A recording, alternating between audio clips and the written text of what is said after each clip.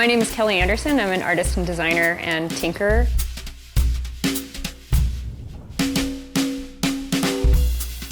I like the subversive potential of design, that it could sneak in and pretend like it's a normal part of your day and then somehow disprove something very fundamental you believed about reality.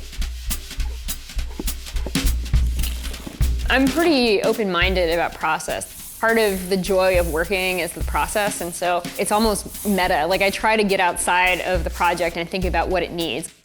There's definitely been cases where I've worked 300 extra hours on a project because I really want to push myself to learn something new.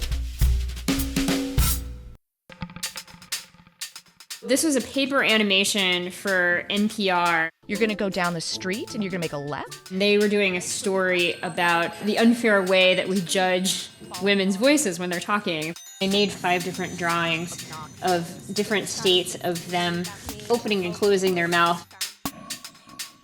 A few years ago, I worked on this paper record player wedding invitation. I really like working with paper. We take paper for granted, and yet paper can do all of these amazing things. The main project I'm working on right now is a pop-up book. I'm making these prototypes by hand. This is an early prototype for the planetarium. You kind of like slip a flashlight or your phone in there, and then it makes these constellations on the ceiling. So the process has been a lot of experimenting, because not only do the pop-ups have to function, they also have to work as objects that claim to do certain things. And so there's all of these interactive, almost like product design considerations. We're getting down to the wire now, but it's gonna happen. I rapidly jump back and forth between the digital world and the physical world in my work. A lot of that is just like understanding the strengths and weaknesses of both worlds. And so if I want to know how a pop-up is actually going to work, I have to build it. And then I would deconstruct those shapes, scan them into the computer, trace them again in Illustrator. This layer here is the glue layer, and basically I've color-coded it so the corresponding pieces that are supposed to be glued together are similar colors. And then I basically could hit cut and it would cut it out on the little cutter plotter. Russ & Daughters is this 100-year-old, truly New York business. After 100 years of having the shop where people come in and get to-go food, they decided that they wanted to make a sit-down restaurant. And they realized quite quickly that they needed a designer to come in and come up with a visual identity. Kelli was the right person to work with on this project because the way that she designs is that attention to history, that attention to detail. And more often than not, those solutions are so magical. We went to the New York Public Library to see if there were any maps, if there were any photos. We had all of these ideas for how we could use their visual history in interesting ways.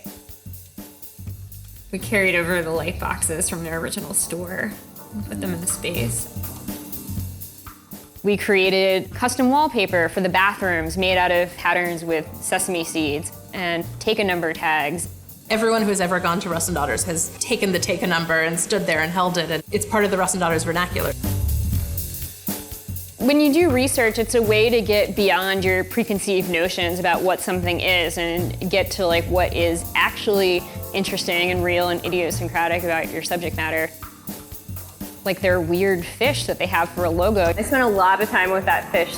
We tweaked some things about it, like the eye socket, and finessed the fins a little bit to be more harmonious with the curves and the R. The writer Calvin Trillin had saved this bag from 1950 and had given it back to them 50 years later as a gift. We traced all of the type in Illustrator. And then we realized that we could actually recreate these bags according to the original process by which they were made the first time. Here you can see that we used like a real piece of wood, and so there's some interesting things happening.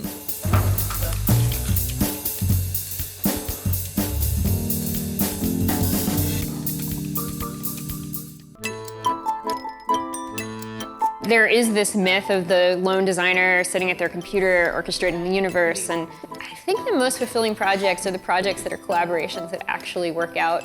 I was thinking it would be pretty awesome if the top of the sandwich were clear. Having other people there is great because then you're inviting even more randomness into your process and into your work, and you're not exactly sure what that's going to bring. Curiosity definitely drives me. A lot of times, I hope to achieve a certain result, but I'm totally happy if it works out a different way as long as I get to learn something along the process, especially if I can showcase that knowledge and that curiosity and that process and somehow give the viewer that same sort of experience. I feel like it allows people to engage with it in a totally different way. I kind of want to take it like 80% of the way there, but not make a statement that I'm beating you over the head with. I want to make it somehow interactive and fulfilling for the people I'm presenting it to as well.